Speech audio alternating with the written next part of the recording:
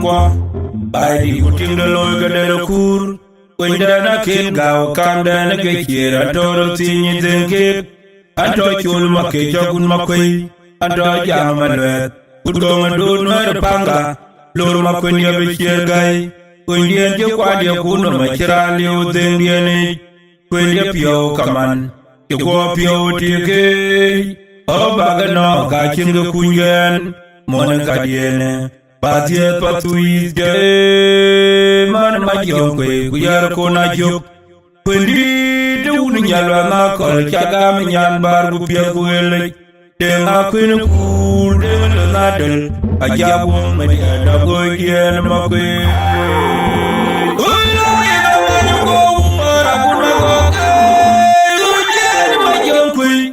Odian ma jugan kampul gadye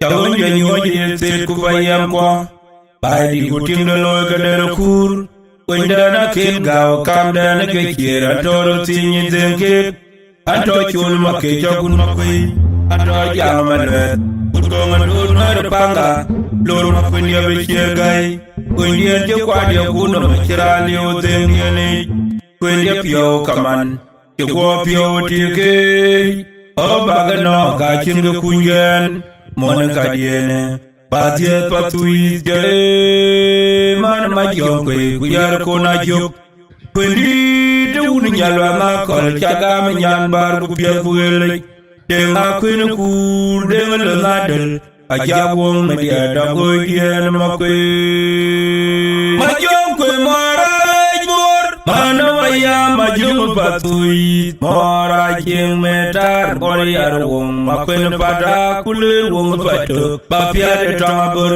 yale jawa be wale jobu wala bai bemiol kwanyalo kwen kwat ku chul juda yale junga uni jogarum der kwa kwen kur kun yala jengwe bulit bulanya uda jamagul bidwar kemajuk majung kwen mara Manawaya majung patui mora jing metar koryar wong makwen pada kulir wong patu bapia de tambur yale jawa be wale jobu wala bai bemiol kwanyalo kwen kwat ku chul juda yale junga uni jogarum der kwa kwen kur kun yala jengwe bulit bulanya uda jamagul bidwar kemajuk Garang kuala buriar nyan diar Wene nyan keru kwenum Tarawutu tuar kana nyan agudau Akwene joban Wala kekura wo macam walan Wakor bulang arwar ter Wacang kur kira wayar Nagyar tontu gatul gujit Yajung kurle kanyi nyang alwel Awadang madya nyar monyi jami O kelon siang wa Maran namagal Manyin yung moriyar Bartianyan birem nyot Kenya bat dan kornyan bat Yang tunggaman iyar Betona iyam no Makwena majang kowa Urayan kowa nyar balen Antil kwal manyang Ketiam dene junub Ngurga gai tiaba mu pinya kipal O kelon siang wa Maran namagal Manyin yung moriyar Bartianyan birem nyot Kenya bat dan kornyan bat Yang tunggaman iyar Betona iyam no Makwena majang kowa Urayan kowa nyar balen Antil kwal manyang Ketiam dene junub Ngurga gai tiaba mu pinya kipal Majong kwe marai bor Manawaya majung patui mora jing metar koryar wong makwen pada kulir wong patu bapia de tambur yale jawa be wale jobu wala bai bemiol kwanyalo kwen kwat ku chul juda yale junga uni jogarum der kwa kwen kur kun yala jengwe bulit bulanya uda jamagul bidwar kemajuk majung kwe marai bor Manawaya majung patui mora jing metar koryar wong makwen pada kulir wong patu bapia de tambur yale jawa yena pet we chukamot we koi winter social media and greetings to you all those who are on Facebook. Which one is singing? So I want to welcome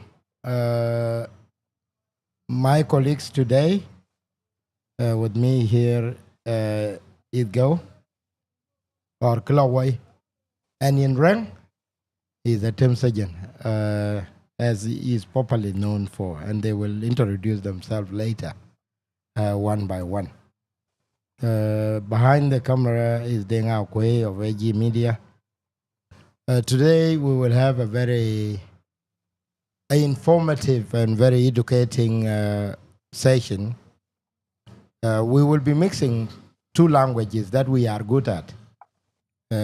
Some of us can speak Swahili, but that is not necessary now. So we will mix. We'll mix a bit of Swahili, a bit of Dinka, and English. My Arabic is very broken, so Atem will be far better. I don't know how is Kelowai doing. The Juba Bugul Arabi Betaya Bukarang. So my Arabic will not be competent enough to be able to discuss what we are going to talk about. I will be talking about changes that are coming to Meta, Facebook, especially in terms of we South Sudanese. Facebook ananga jibe ka ger golwar mino pa in tier ku dongwan ku ke le ko wento ke ko yen ke program ke ndom live man e ka ke bana ga bi wo ke jam yongo itie de because create ban whether a random thing a random celebration a random ngo e ka ye dil kor chmana de yen be ben to bi mit bi ben ting ron kok.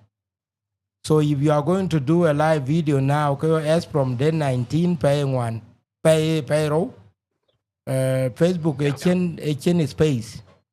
When videos dear benga ban at all, so video dun but how live video. You could do wedding, kay call uniform launch, kay call ngo. Kuyin chewo could add no $100 dun jagam kololi in idea in Babila live. Kuya yene cha haya de to kan ganye video do na ju bent or one cock. That is one educational aspect. Ben wajam journalistic challenges as well. Wabajam why media is a big good tool for peace, social inclusion, and also why is it important? Good media is good for a good for a peaceful country. And it is good for checks and balance. It is good also for cultural information and things that all hold power into account. And that means on your side as a journalist as well, you have to do much of your work before you deliver that. And that's why in Kekebito, it will be a conversation between me and Go and Tim. So we will be switching from one another to the other. We will be random, and I just need you to be very keen. Also, Deng Chiengkou will be reading some of the questions from you, and we will be able to answer. Go is an aspiring journalist. He's a junior to us with Atem. Those who don't know that Atem has worked for me as a SBS stringer before, and he has actually done some interviews. He interviewed Rintik, the former Chief Justice, and he interviewed Uncle Dan Dew, and then he also interviewed Aldo John Deng Chiengkou, and he actually reported on the chess tournament in South Sudan. My memory is not letting me down, so I still remember everything that you have done. So you're doing well. So I will let Go introduce himself, and then Atem will come in. Go, come on. Yeah, thank you, Ajak. I'm happy to be part of this discussion. My name is Malueth, popularly known as Kelowai, a beggar online. I'm a journalist. I'm a journalist by profession. I recently completed my bachelor's degree at the University of Juba. So that's the little I have. And you have been a blogger. So add that is in a Western context that is a career when you are writing things that are engaging, unless the content of it is what can be questionable. But if you are engaging 1 to 200 people, you already started. So you should should mention that. That is it. I'm a content creator. Though most of my contents are memes, they are jokes. But there are times I'm serious in life. Okay. Go on, Atem. Hello everyone. I'm Ajakguong Media. My name is Atem. I'm one Bol, known as Atem on social media. I'm a multimedia journalist. I've done radio, TV, print media, and so on. I am also a humanitarian communicator, working with different humanitarian organizations, especially in the area of risk communications, community engagement, and so on. So basically, I'm also an advocate of information sharing, especially now that we know that in Africa, information is being targeted, and people are being victimized for sharing information. But nevertheless, also we are always advocating for responsible sharing of information. So basically, I am a multimedia journalist and also a content creator. I also have a media called Sip and Chat, where we discuss people's stories, people's lives, looking at journeys, because I also believe that everyone is having a story, and every story, has a lining that somebody can learn from. So, and no story that is not important in life, whether it's negative or positive. So basically, that's what I do as a journalist. Over to you. To our listeners, it will be a 3-way interview and commentary. So anybody, whether it's Go or me or Tim, we can ask each other questions and we can deliver things that we want to, as long as this is an educational session. And we will be specifically talking to our South Sudanese brothers and sisters in the media field. And also there are those who have taken up the responsibility of becoming content creators and or influencers, yet they understand little about the dynamics in the fields that they are in particular understanding the profiles of their own audience and their demographics and what they want.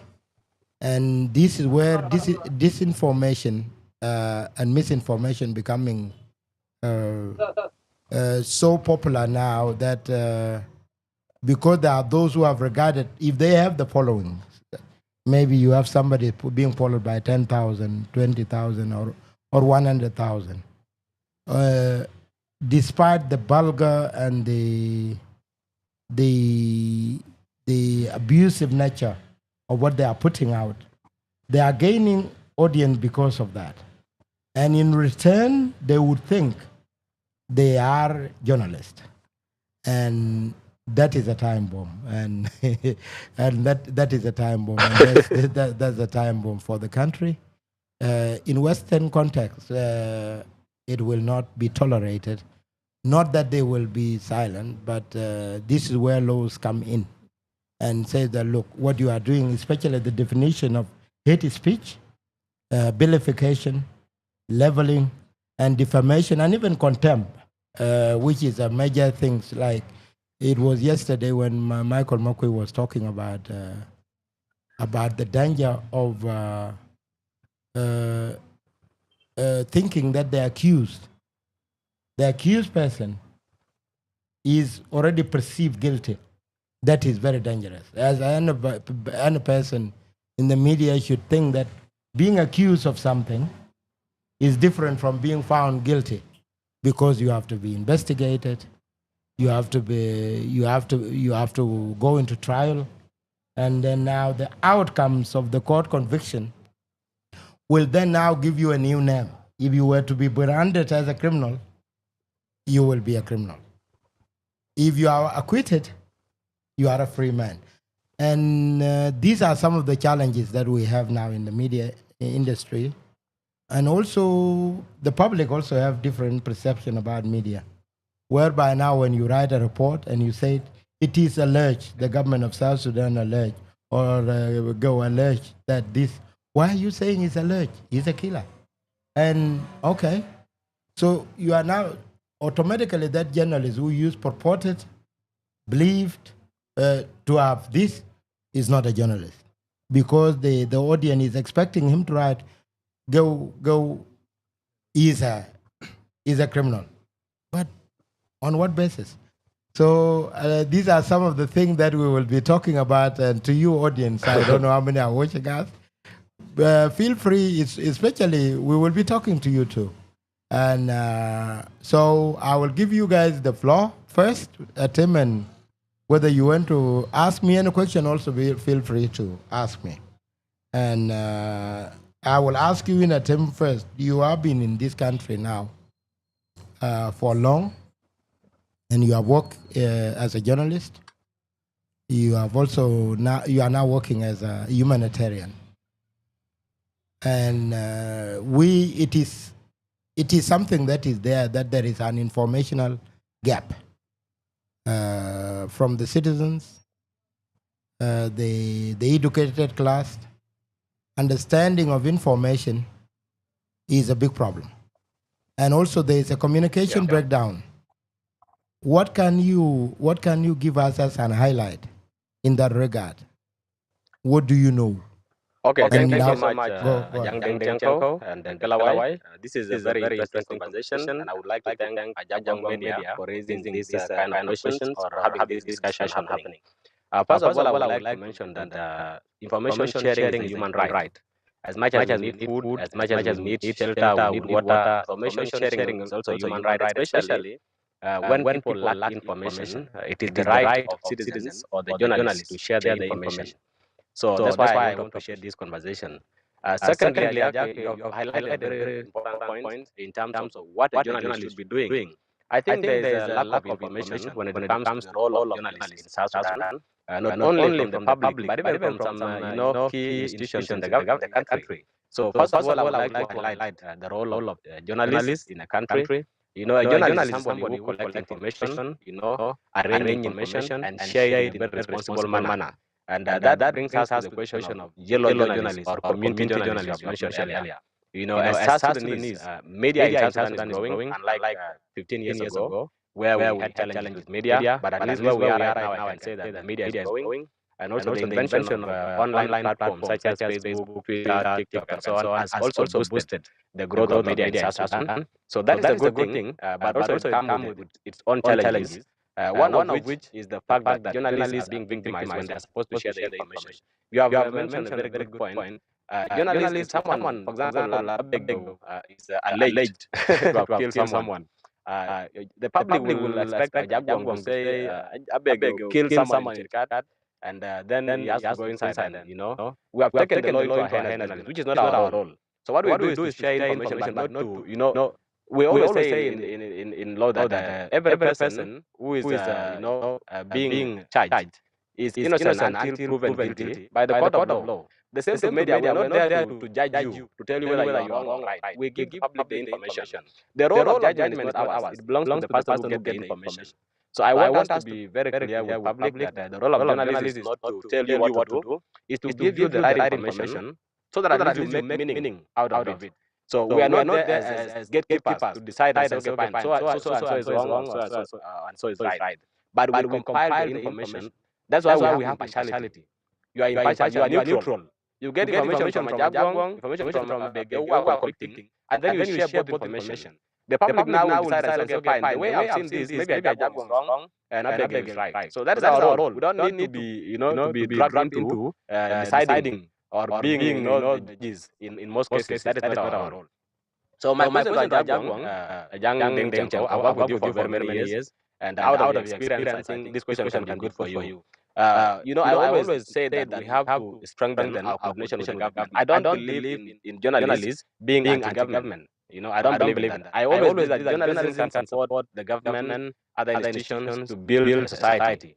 But in South Sudan is different. We expect some journalists to behave like against the government, to look like real journalists. So Ajakguong, how do we build a better, media fraternity or a better media generation after us? Because I'm seeing that social media has come in, there's content and so on. So my question is, we have content creators.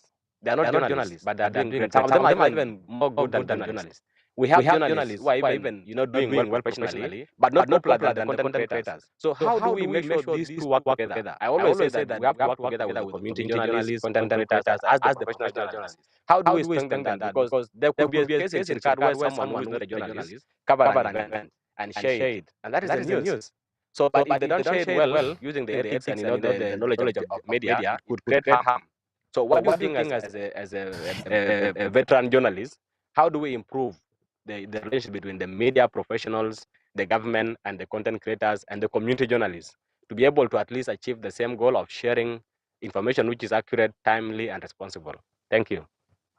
Thank you, Atem and Go as well. And look, what you have just asked, I may not be that experienced to the point of the public expectations, but I have to give you the hint that SBS, where I used to work, is a public broadcaster, but independent.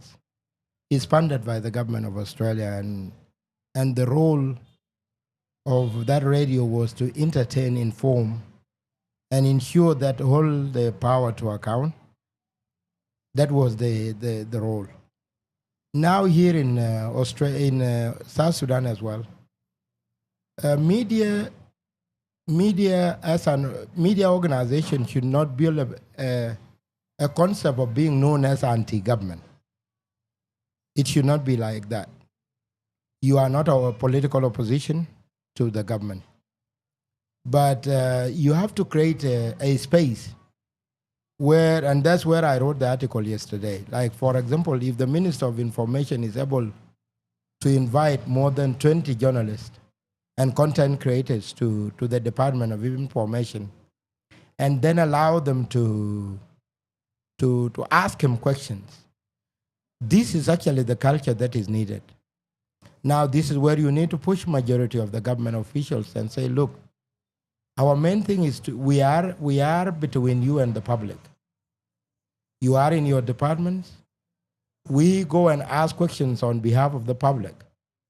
If there is information out there and we have access to you, we come and ask you. We are not. We don't have a stick to beat you with, to ask you to bring it out. If you don't want to, then give us what you can. That is how it is happening worldwide, because the media then have the role to either report on matters that are of public interest, and the government officials also are public interest. They have public interest as well. So when if you are reporting about a situation in the Ministry of Trade or Ministry of Foreign Affairs, maybe people in the Ministry of Information don't know what is going on, and now they learn from you as a journalist. So number one, there must be a very good relationship between the government departments and the media organization. And media, any journalist that knows his work will always take care of being compromised, because you don't need to be compromised in a way that you will not deliver the information. But you don't want also to destroy when there is no need for it, because the role of the government, they will always have their position on how to protect the country. You may have an opinion on how it should be done, and this is where the relationship come in. So it comes back to the matter of education attempt, that there is a misconception, because when somebody go and report bad and report on reports that are not well researched, the hatred come back to Atem, the hatred come back to Go, the hatred come back to Ajak. Oh, this is you. The concept of saying, okay, one of you have done it wrong, that means all of you are of the same. Or take example, when I used to do this high interview, and people will say, hey, Ajak, why are you interviewing so and so? And Yalan Beji Lomba, then, and I will tell them, oh, where else can you find this information? Because you are not going to interview the other party, because you are a party to the conflict. The only person that can bring this information to you is the journalist. So as journalists, we need now to play a game well here, and also educate the government and educate the agencies that we are partners in the development. Because take example, when the president speaks and give the speech in Juba, and that information is not going to go to the corners of the country if there are no journalists. But if there are journalists, they will pick on that speech. Some may be broadcasting in Dinka, some broadcasting in Nuer, some broadcasting in Acholi. They go and translate that speech into Acholi, or they go and translate that speech into Dinka, or translate that speech into Maban. Now, you have the ability, you have informed the country, and then the information gap is closed. This is where now we have to educate, and that's why I encourage majority of what happened yesterday to happen. Now, as journalists, we have to prepare. By the way, we have to do research. We have to research. Whenever you are going to talk to a politician, you know that you are going to talk to a person that will deflect majority of your questions, and that's why you have to do some follow-ups. So if you are going to ask somebody about the situation of the country, they may give you the totally wrong answers. Now come back at them. Come back at them to allow your audience to at least pick something out of that conversation. But if you are going to talk to a politician and you expect yes and no questions, you are wrong. You yourself should. And that's why Mahdi Hassan is very popular, because he will come after you until the audience discover that, oh, so-and-so is not telling us the truth. Now, when it comes to the dynamics of the media, from content creators to journalists, and now content creators are becoming more popular than journalists, it is a very big issue, Atem, especially in our community now, in our communities. If you go to Clubhouse, you will find a show that is being watched by 500 people. And if you listen to it for about 1 hour, from the first line of introduction to the last, you will be shocked by the level of misinformation that is being passed down. The host and the audience and the participant in that show, they have no clue of what they are talking about. But because they are Junubin, they got the entitlement of saying whatever they hear from friends. The hearsays become the truth. So you find it here, and this content creator is followed maybe by 10,000 or by 40,000. And maybe if you are a journalist followed by 5,000, you go and tell them, oh, what your audience are saying is wrong. They will say, oh, if you are popular, why are they not following you? I'm being followed by a lot of people. So the determination is now based, the determination of who is more influential is now based on exactly on who is followed the most. And this is where South Sudan now is at a crossroads, at a very dangerous time.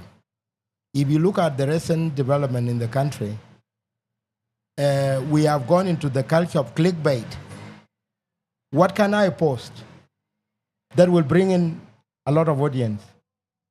So let me just inform. So if I just say the line, I'm so sorry, Mr. Kelowai, just like that. You are okay, you are alive, nothing happened to you. But I just go now to my page. I'm so sorry, Kelowai, and then put one emoji of me either laughing or crying. Now I put all my 300 and something thousand followers into the dilemma of creating things. Is Geo dead? Has he been arrested? What happened to him? Now, and the same person will go and call a friend.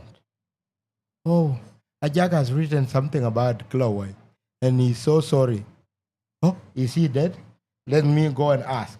So by the evening, you will be confirmed dead, only to come out later and say, I'm okay.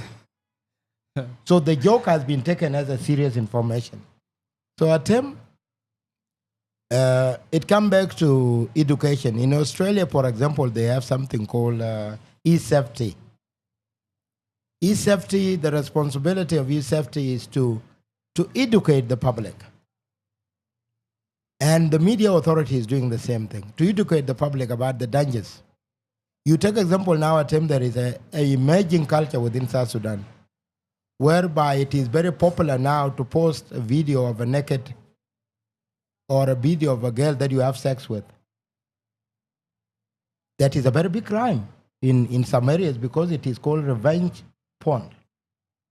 You are doing that to destroy the girl, and with that intention, you are committing a crime. But in South Sudan now, it is becoming a culture. Oh, send me the video. Oh, and then there are media that will go and post the picture of a girl that they think this girl is the one on the video. You are automatically defaming that girl. And if there are chances of her doing something to herself, committing suicide, who will be held accountable? You, the media that did that? And then where is the brain? What were you thinking? This is a private matter, and it is not of any public consumption. You have not done the investigation and you have not confirmed, even though the video is in front of you. You don't know the situation that allowed that video to go out. Maybe it is because of coercion. Somebody has coerced, or somebody is actually blackmailing this particular human being. But now as a content creator, is a popular thing, or as a tabloid, is a popular thing. So let me just post it. So we are in danger, Sejin. I hope I answered your questions well. And I just want to highlight something on what Sejin said about journalists working with the government. Yeah. For a country like South Sudan, where it is being ruled by a partisan government, like it is the SPLM that is in power now. Yeah. And there is SPLM-IO and other political parties, and they hardly agree on some issues, like the current state of the country. There's conflict between the parties, the ruling party and the IO.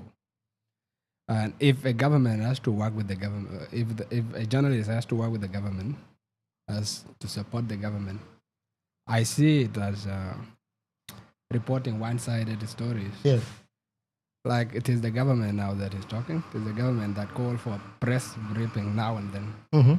Then they report stories that favor them. The ruling party. Yes. So if a journalist has to work with the government, you take the stories that you are getting from the government. You went for a press briefing yesterday from the government spokesperson. Yeah. And the government is the SPLM. Yeah. But there's no press briefing from the SPLM-IO. There was one before that, before the government. There was one for the IO? There was IO before the government spokesperson. Only that I didn't attend it, but I have the text. Okay. So,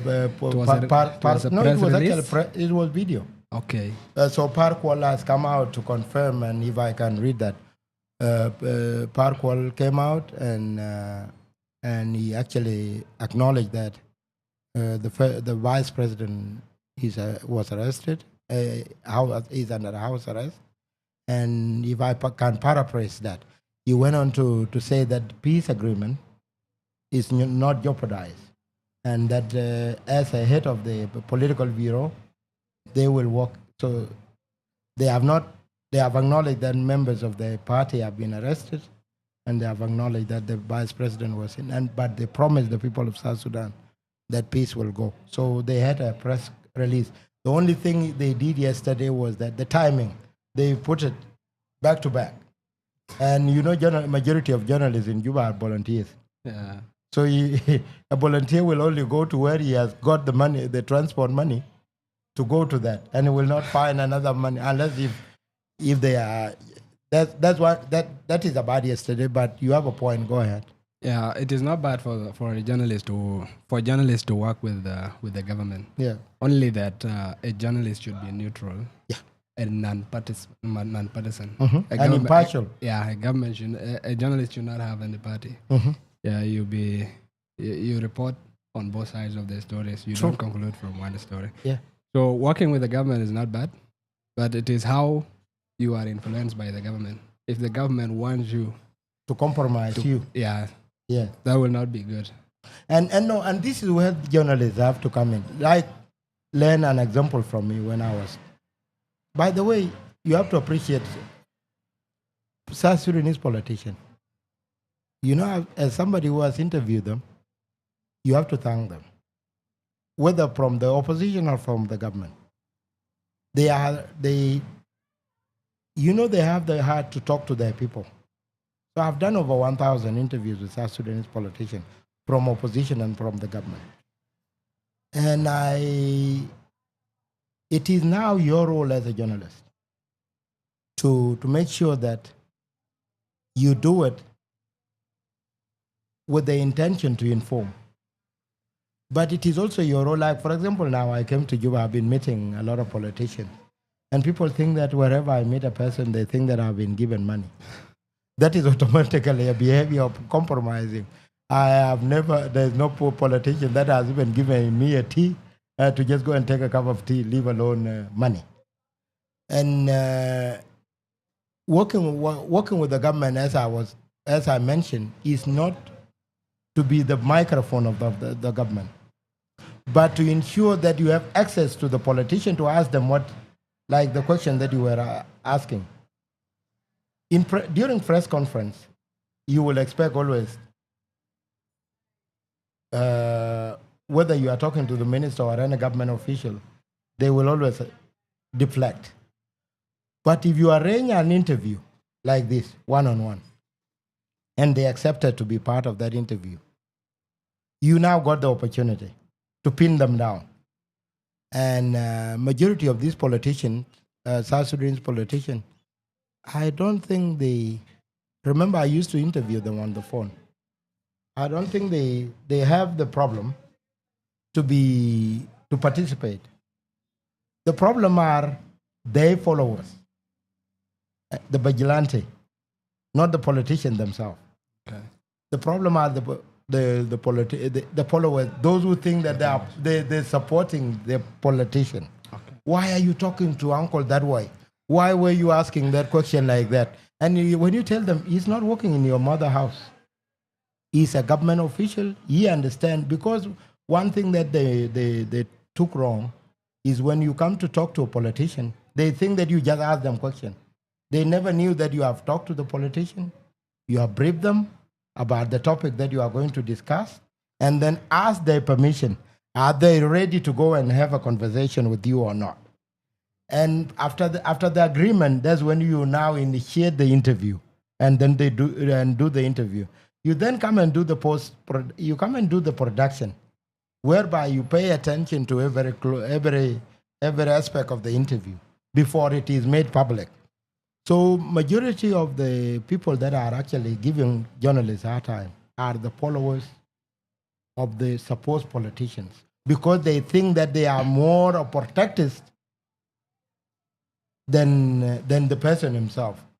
When it comes to what I mean by working with the government before is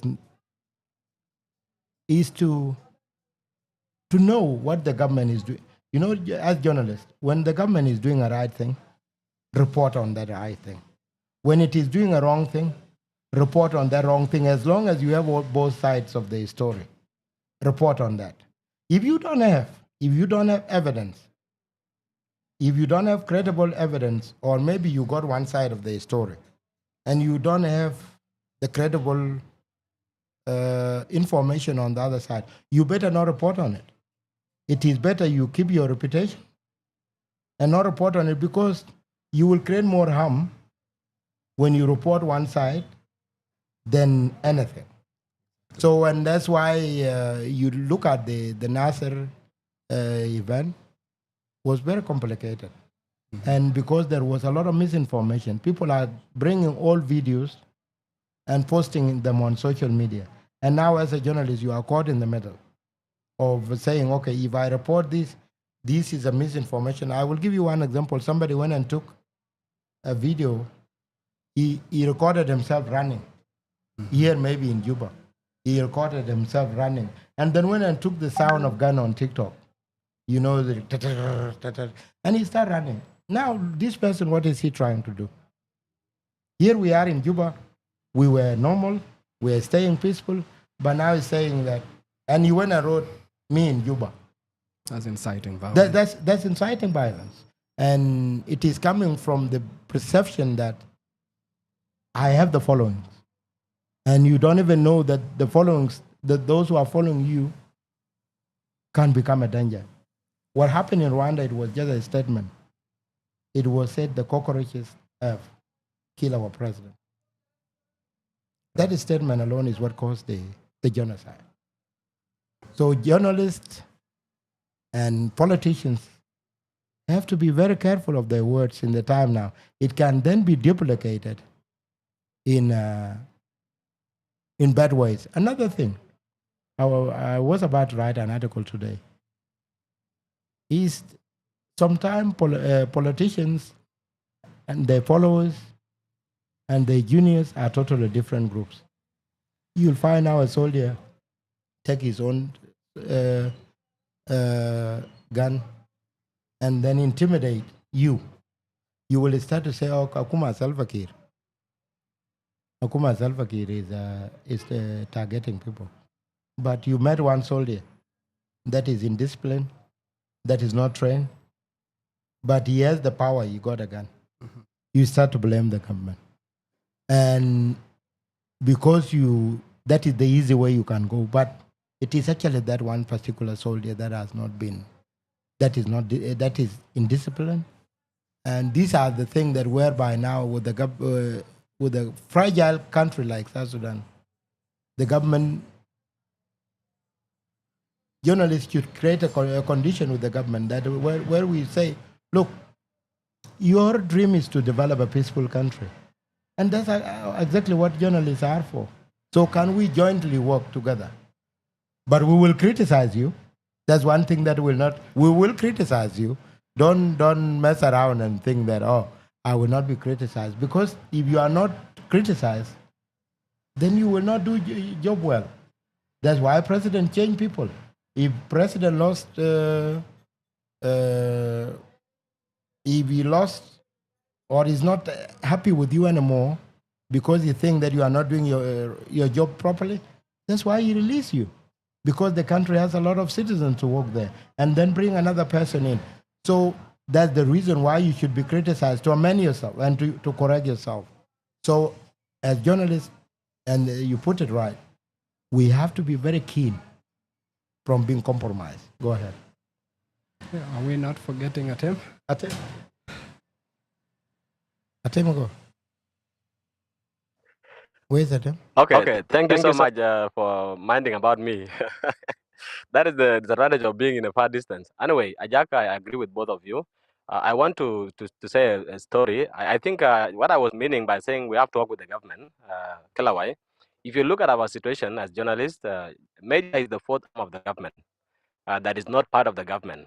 And there is no way we can work in isolation. There are two things. One, the government looks at journalists as if they are their enemies, which is very dangerous. It's one bad thing that I have seen based on my experience. The second thing is that some journalists also look at the government as if, we are just there to point out the loopholes, which is not right. When I talk to the government, it includes everybody. This anarchist government includes the opposition and everyone. And also, for us, the journalists, I will tell a story. Ajak might know this story. I used to work for SBS as a stranger, and I happened to track down one of the key government officials, very big, intelligent man. I want to do an interview with him, and he told me, you know what, can I see your ID? I gave him my ID. He said, okay, fine. What we will do, you give me the questions of the interview. And I said, but sir, I work for SBS. I'm a stranger. And maybe you trust SBS because it's a credible media house that, help South Sudanese in diaspora to get information. What is the point of sharing my questions with you? And I was given a condition. It's either you share the questions with me or there's no interview. I said, okay, fine, sir. I went back and dropped 12 questions. Out of 12 questions, I came to him the next day. He took a red pen, He went through the first question, it was good, introduction, second question was good, third question, the fourth one, he marked it red with a red line. We went, the second question was marked, the ninth question was marked, and the last question was marked. Then he told me, you know what, if you want us to do this interview, please don't ask these questions. I'm like, it's okay, sir, no problem. Because I want the interview. We scheduled the interview for the next day. The next day when I went to his house, he asked me to come to his house, and for me it was like threatening. I have to do interview in my house. I said, okay, fine, I will show up. I went to his house. I found him in the gym. At the same time, we have scheduled our interview. But since I need a story, I have to wait. When he was done with his gym, he has to go and shower. I waited. So when he came back, he told me, we had agreed yesterday. I said, I will not ask the 4 questions. He said, okay, fine. So we sat down for the interview. I asked like 3 nice questions he liked. When he was excited, I asked one of the questions that I didn't, that was cancelled. And he changed his face. He said, you hold on microphone. My microphone. I said, you're a very bad kid. How come you asked this question? I said before. And I said, I'm sorry, sir. I ended up asking the 12 questions, even the ones that he didn't want. Because of course now we're recording and nothing you can do. But lastly, he was like, okay, I want the audio. I said, no, I cannot give you the audio because, this is the interview. You agree to the interview and that's it. The guy was so bitter, but there was no way. I shared the audio with Ajak in Australia and it was played. I will not mention that interview. But what I want to say here is, it is very key for us to work with all the institutions that are available in this country, whether opposition or in the government. Why I say the media is the 4th arm of the government is that we are helping the government to reach people with information. And government should know that we are not part of them. We are the 4th arm of the government, but we are not working with the government. We help the government to reach out to the people with information, life-saving information, and public knowledge awareness is very important in this case. So that's what I wanted to say. And Ajakguong has mentioned very well, sometimes we have a lot of mistrust between media. Even the opposition parties, you see, they have mistrust with the media. The same thing with the government. And it is high time for us to start a dialogue, a conversation around working with the government, working with all the stakeholders in the government, in this arcade government, including the opposition. Because our role is not to expose them in a bad way, but to hold them accountable for what they do. Our work as media is to make sure everyone is held accountable for their actions. And that is it, by telling the truth and then allow the public to decide who is right or who is wrong. That's what I wanted to say. Thank you. Over to you, Jack.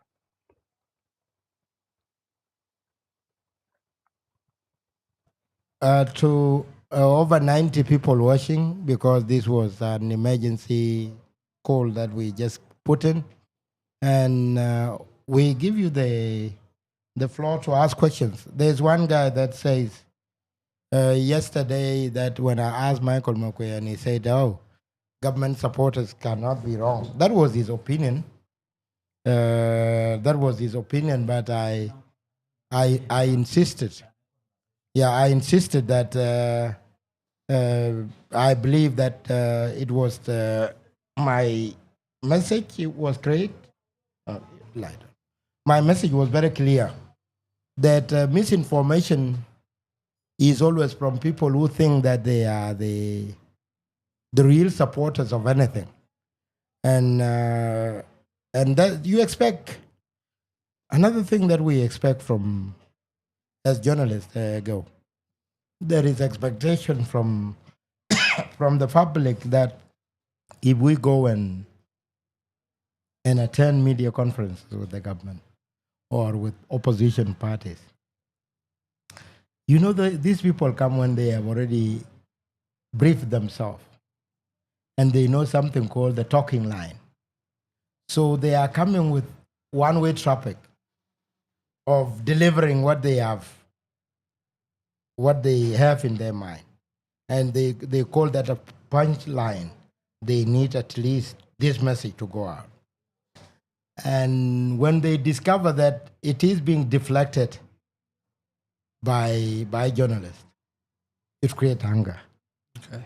And that's why you see sometimes a lot of government officials would rather go with people that they pay and not question how they do things. It is happening worldwide. It's not only in South Sudan. And the more inquisitive you are as a journalist, the more it becomes some politicians who see themselves that they are not competent to do that will refuse your interview because they know that if they go into a stage where they are going to be handled properly, they may expose information that they don't want to talk about. So it is for their own safety. That's why some of them refuse to talk. And but if you look at in every political stage, whether it is not always about the government, majority of any political party, like now, take example in South Sudan, it's not only the SPLM. I think there are 5 parties that are part of the coalition government now, from the SPLM-IO, the SPLM, the SAWA, and there are 5 parties that are signatories to the peace agreement. And if you were to ask a simple question, leave SPLM, we have known SPLM is ruling for the last, since 2005. But if you ask these new parties that joined the SPLM, if you used to criticize SPLM for not ruling the country properly. When you went to the government, what have you done? Do you know that they will not give you good answers? What have you done?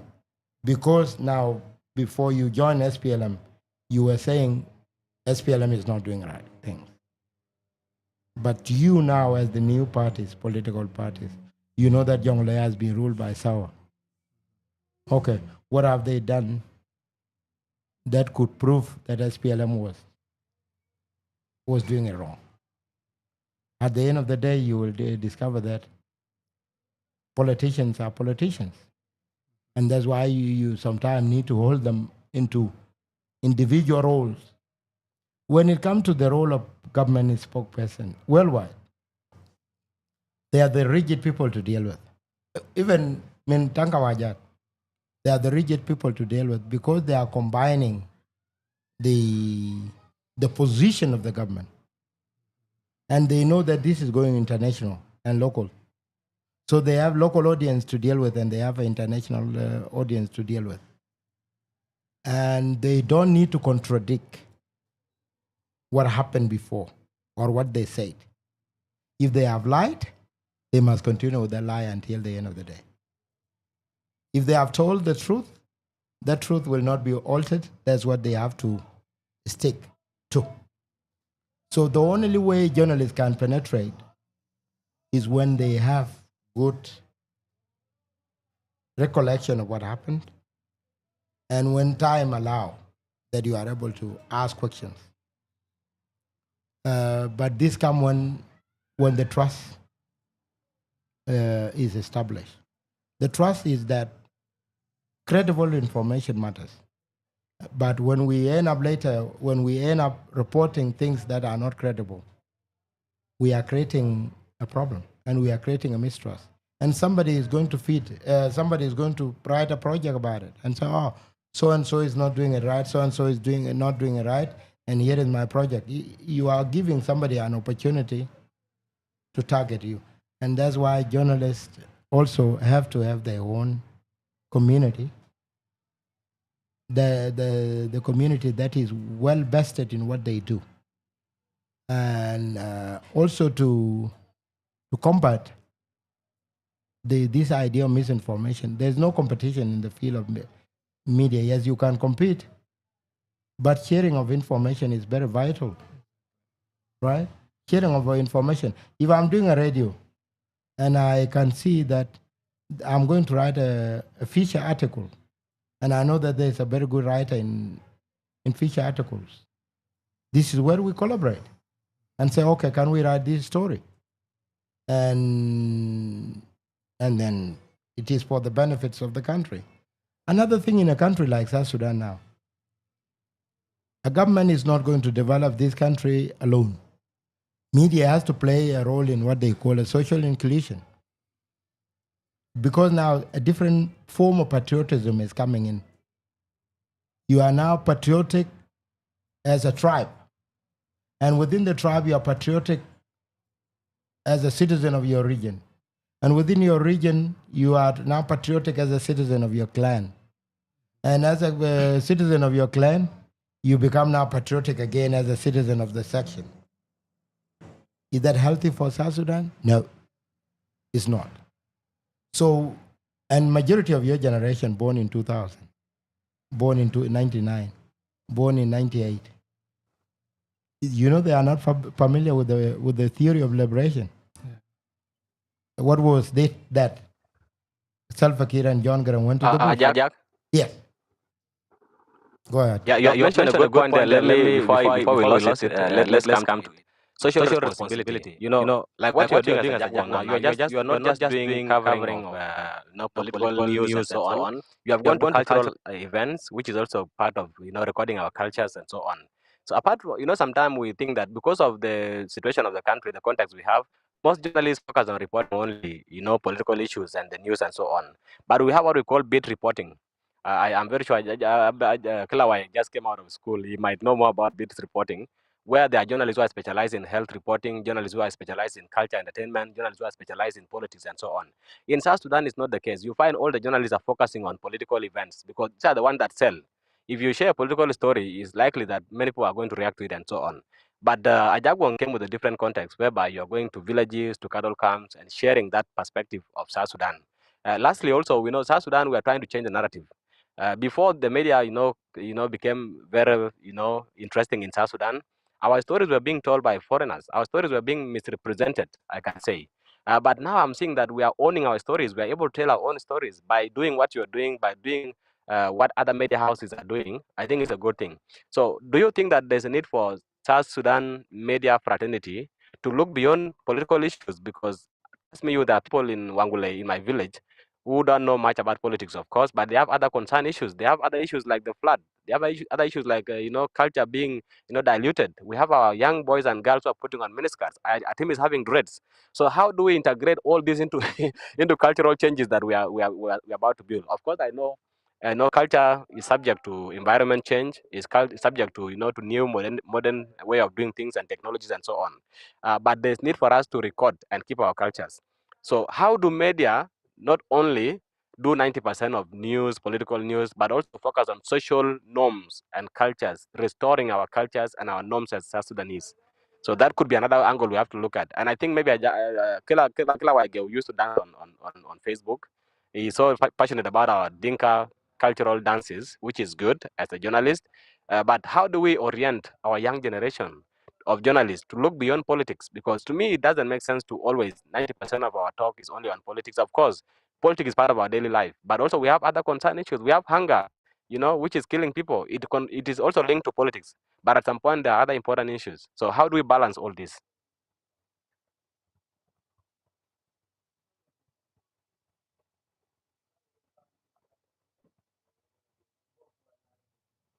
Hello. Oh, we're coming. Oh, okay. Now, Atem, thank you so much.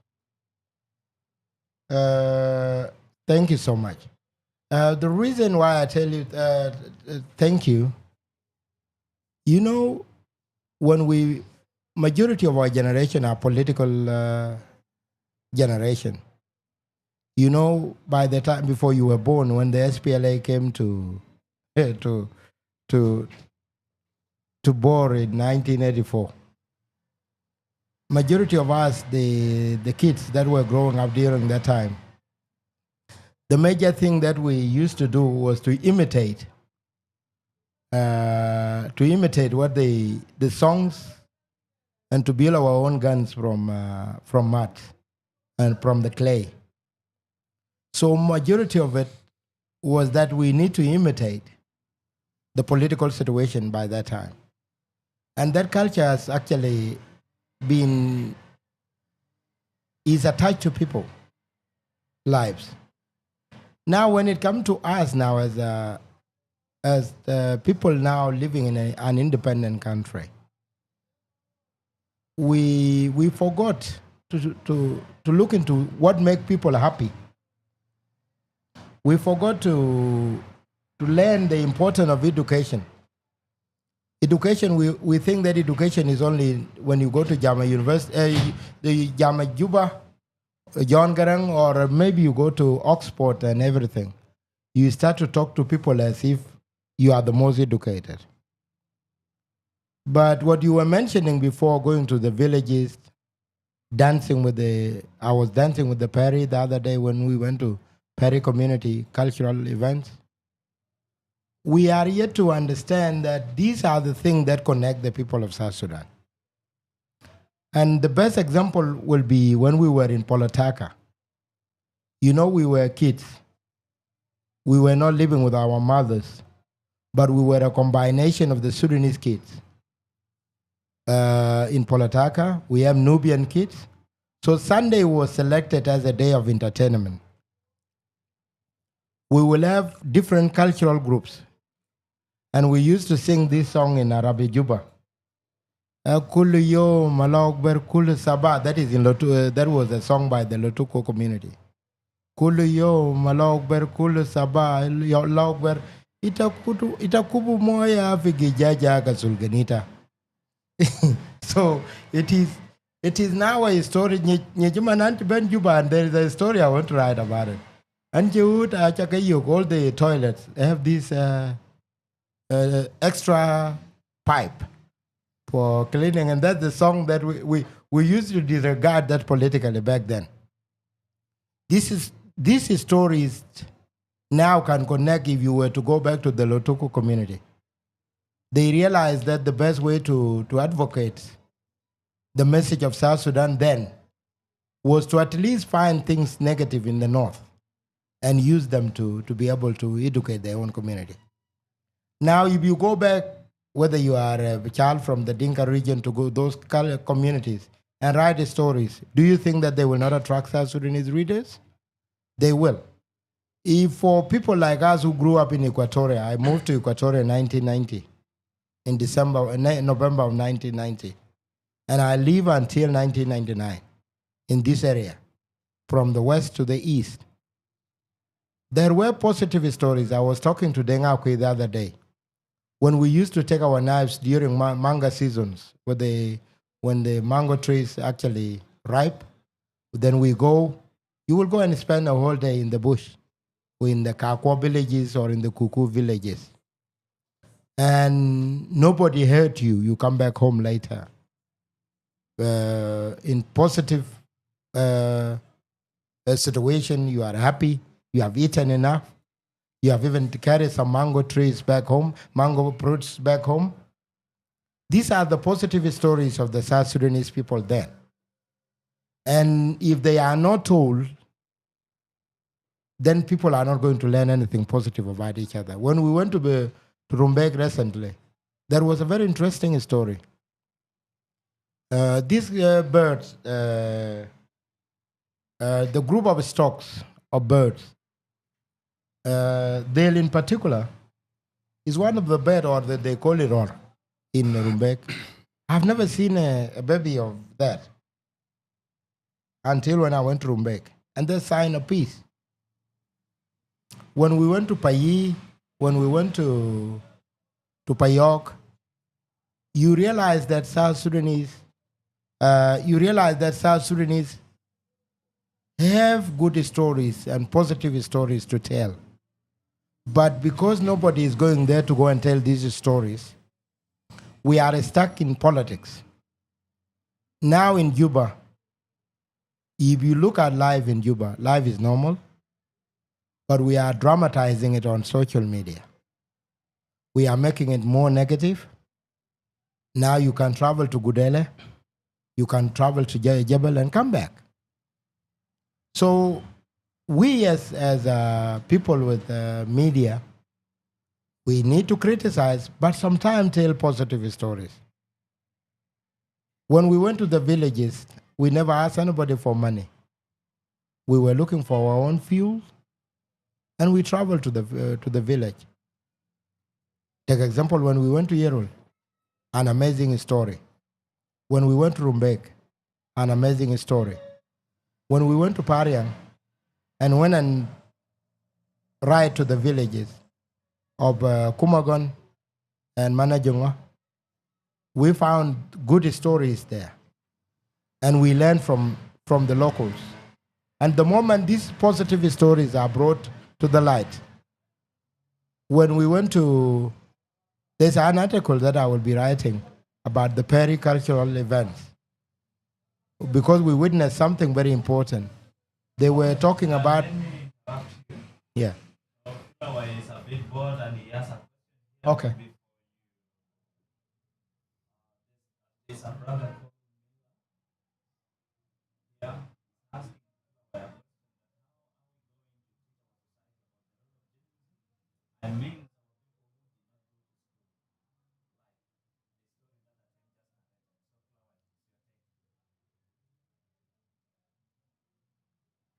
Yeah, the question is like, how, how, how are we going to teach our society about the role of journalism? I mean, our people who didn't go to school. I like the story Atem narrated. Yeah, about the people that have not gone to school. We know the role of a journalist is a professional who collects and records information and disseminate that information through various outlets, as the newspaper, television, radio, and all other media outlets. So our people, like the young journalists have been facing a lot of challenges. And like if we go to the society to collect stories from them, they will want to know who is this person collecting information. Yeah. If we go with these gadgets, like if you go with your phone to cover a story, the society, the people, our local people will ignore you. They will prefer a person that has a digital camera. You see, you cannot go and cover a story using your phone when there is camera. So there is that ignorance within our local people. So the only way to let our people know the role of journalists, the local people who have not gone to school, we have community radios already, and a lot of people have been getting information through the radios. And people who have not gone to school, of course, have no access to social media, and media has been digitalized. So it is the digital media that has taken effect as we speak. Like we are live now on the digital media, and our local people who have not gone to school are not getting what we are communicating. What we are communicating out there. So we have to provide different outlets, like the community radios, and since most of them cannot afford this smartphone to cope with the digital media, we have to provide a radio, community radios, and we have some of them. They broadcast in different languages, the Dinka and all other languages. So this is the only way we can educate the local people on the role of media, on the role of journalism, of journalists rather. So a journalist is somebody who passes information. The local people are the sources. If an incident happened in my village, Kapat, then I have to go there and collect information. I will ask the local people in our language. Yep. And I will collect the information from them. They will provide the information on whatever happened in my village, Kapat. So the only way to educate our local people is to provide a media outlet to them, like the community radios, any kind of media that is accessible to the local people. So that is all about it. And to add on, if you are not answered, Miller, you will still get back throughout the discussion. Atem Sejin said something about going beyond politics, reporting on cultures and the politics.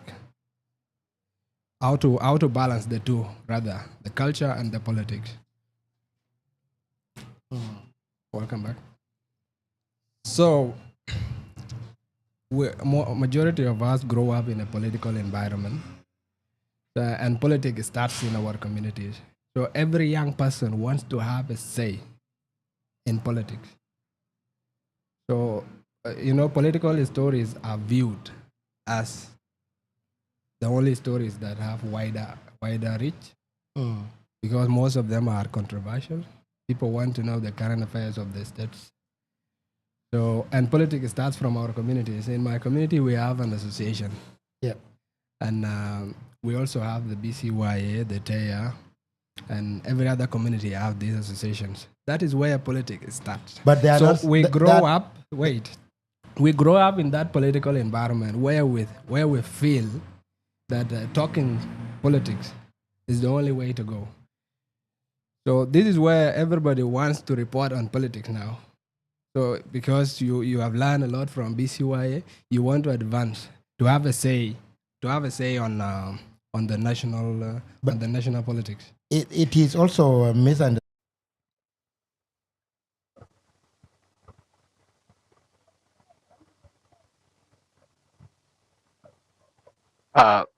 Maybe I can come in, Ajak. You know what happens with politics is part of everyday's life, but it's good for us to look beyond that. That is very important. Of course, you have outlined the fact that there's need for us to, inform the public on political issues happening around us. That is okay. I agree with that. But if you look at our context in South Sudan, we have so much that is linked to politics, but it's being, underreported. That's my point of concern. There are a lot of things that can link to politics, not directly, but of course they're also important that we need to highlight. For example, culture. Coming back to Ajakguong, I have another view I want to share with you. You know, in South Sudan, we have seen that we go to school of media, study media, like for example, Kelowai come out with a bachelor in journalism and so on. But we lack hands-on training skills or skills of journalism. This is another key. I've been doing training for the last few years, of course, under humanitarian context, where I train young people on multimedia skills.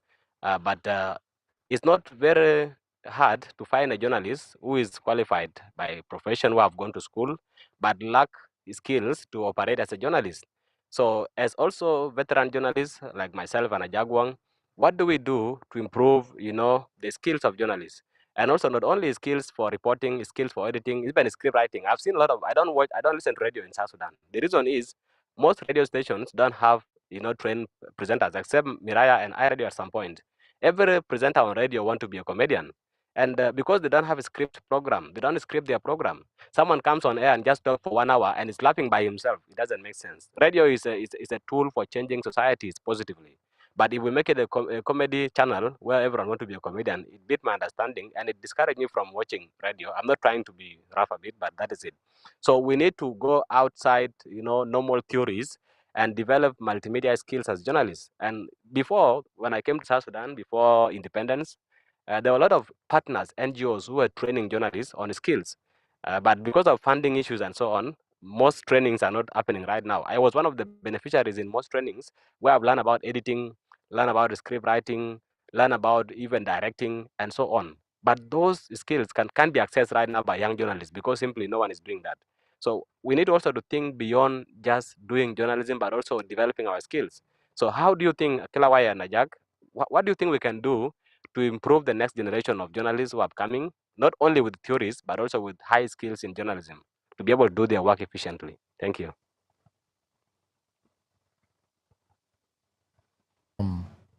From our people.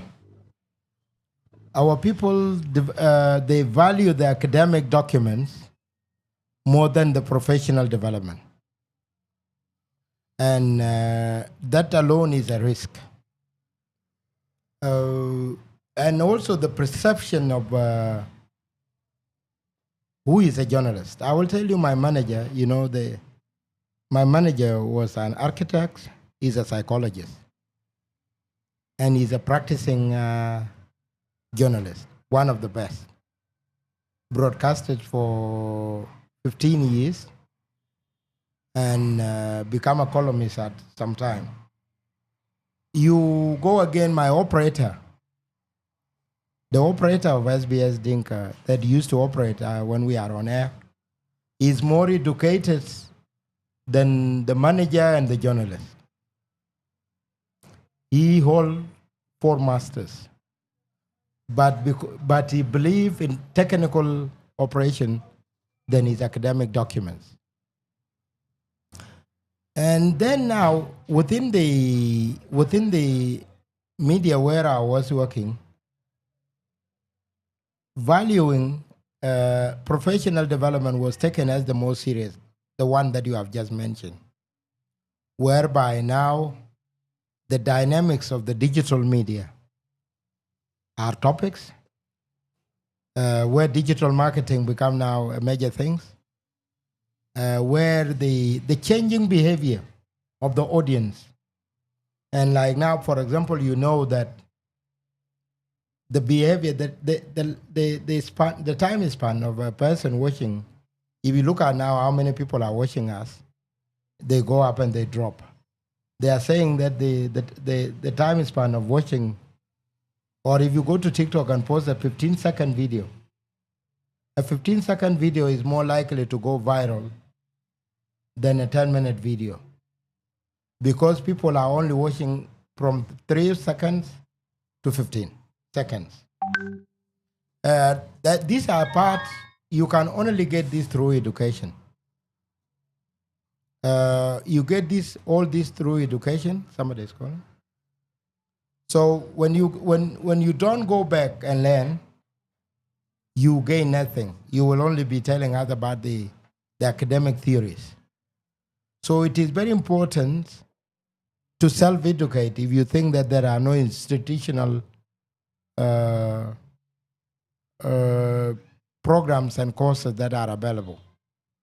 Another thing also, Tim, is that we have dropped a culture of mentoring. In Western cultures, you follow those who have done it before. You learn with them, you grow with them, and the experts, those who have done it, become an expert to the younger one. And then they mentor the younger one, and the younger one become the best after their mentors. That is how development is changing. That's how people are changing professions in developed countries. So the only way to help young journalists now is to see how you can work collectively. Then there is a brain of competition now. Why is Kelowai talking to Ajak? Why is Kelowai talking to Ajak? Why is he talking to Atem? He's even taller than Atem, and he even went to this university. Is Atem the right person to give him all these experiences? Unless we change that attitude, we will be hard in developing and changing the society. And that's why you find it now there are no professional think tank for journalists within our community. And there are supposed to be groups that celebrate authentic reporting to be rewarded. And then also maintaining the habit that journalists can come together, invite some of their clients, and celebrate together. That means inviting government officials, the regulators, from people like media authority. You bring in the media authority, what are the new laws, what is changing. Bring in somebody from the Ministry of Communication. Bring in somebody, an expert in digital marketing, and bring somebody who is an expert in analytics.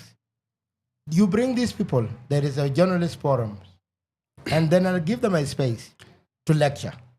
And we learn. Go ahead. Yeah, I just want to add on what you have said, and thanks to Sejin for being concerned about the future of journalism in South Sudan, especially the young ones, the young journalists, and those who are dreaming of becoming journalists one day. Like Ajak has just said, there's only one way to do this. It's providing platforms for young journalists, like this one now. I think this is my first live show as a journalist. So I have attended some shows, but they were not live. But this is the first live show, and I'm a bit nervous. And you're doing well. Yeah. So providing a platform like this is very important. And there are a few institutions that are trying very hard to provide some training to young journalists. I remember we once met at Destiny University, if you can remember Atem. We attended some training together, and it was very good. There was an interaction between young and veteran journalists, and such institutions should provide training facilities. They are really trying. There is AMDIS. I have attended a training with AMDIS. There is YMIS, Young Media Initiative South Sudan, Youth Media Initiative South Sudan rather. So there are a lot of institutions that are trying to provide training facilities to the young journalists, but they lack funding in most cases. So maybe we can call on humanitarians if we have the capacity to provide funding to such institutions that are really trying. Also, our communities, there's this negative perception on journalism. For example, when I chose this career, becoming a journalist, a lot of people discouraged me. They have been saying journalism is a free ticket to death. It's a free ticket to death. But I was inspired by some media personalities that I've been following. So I was warned by a lot of people except my mom. My father was not aware until I finished a few months ago. So because I knew it would be bad. They would say, why did you choose journalism? I remember one time I heard him talking against the journalists. How their role is actually impacting the society negatively. So I feared telling him, and if he asked me what are you studying at the university, I would tell him I want to become like Michael McQuay. So I've been lying to him like that until lately. My mother was saying, why are you between Riek and Riek? So our communities, our communities have this negative perception about journalism, and we need to educate them to allow their children choose careers that their heart desires. We need to educate them that it's even better for you. I'm being told. Number one, okay.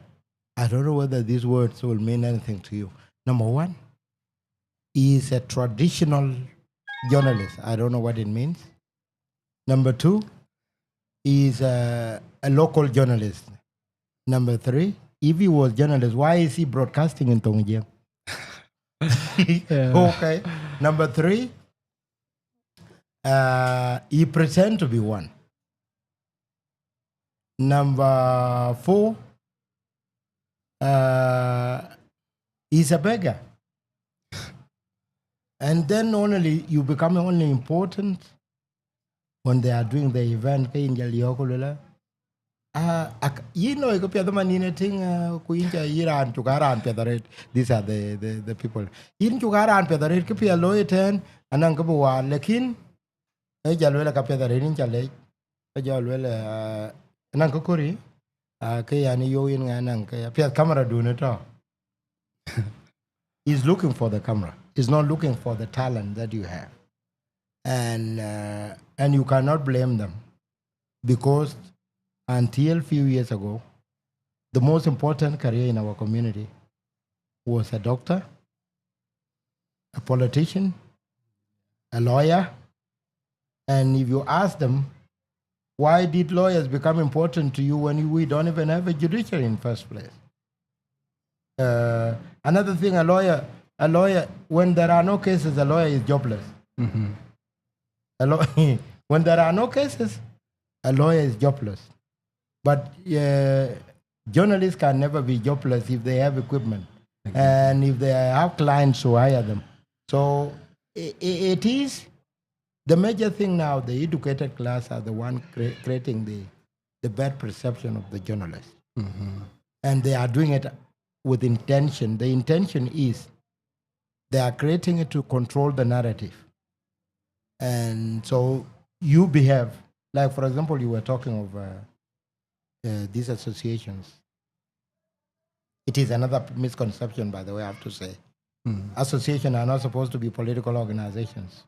they are humanitarian, majority of them, unless you are form a political organization. But because people are very ready to misdirect anything, they have now directed them into political organization.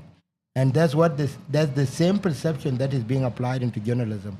Even if you have paid attention in the last few years, there is a concept, I've written an article, I don't know, there is a concept now, media da in Dinka. Media da. So, my coach, you must have media duana koi. Ajakguong Ajak is Monyadul. So the media of Ajakguong must be Kradul. Mm-hmm. You can see that is trending now. There is this community, and even somebody will come to the video and say, walk in media da war, come and watch nang media da. And so the perception of okay, media doon, chi journalist doon chi piyoche. Kwa daga gambe luela kanang media da and talk away what. It is now coming back to question on that was asked by Tim Sejin. Are we what can we do with the content creators? The content creators are already regionalizing media, and they are tribalizing media. And when I broadcast in Dinka, it was a condition that the biggest population in Australia by that time were the Dinka speaker, and then this was the program. I didn't initiate SBS. SBS was created by the government of Australia, especially the SBS company. And I became the first employee. People sometimes say, oh, he's the founder. I'm not a founder of anything. I am the first broadcaster to be employed by SBS Dinka. That is supposed, with my document, I applied. I got employed. I worked for 10 years. Later, I decided it's time to take break and go and do other things. So majority of our people misdirect things.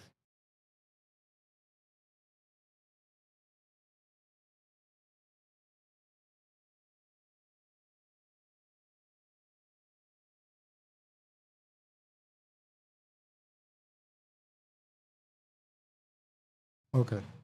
So I was saying the future of journalism will be determined by how much opportunities we give to the young journalists. So Ajakguong is a big institution. You have cameras, and you have a lot of activities going on. If you employ 2 or 3 journalists, 2 of them to take care of the cameras, if you are going for a live coverage or any photography, you send them. You make it seem like just an internship. Mm-hmm. So if you give these opportunities to young journalists, they will learn something practically. Mm-hmm. Because our educational system is more of a theory than practical. Yeah. I'm sorry to say that. No. Because I've gone to the university for more than 4 years.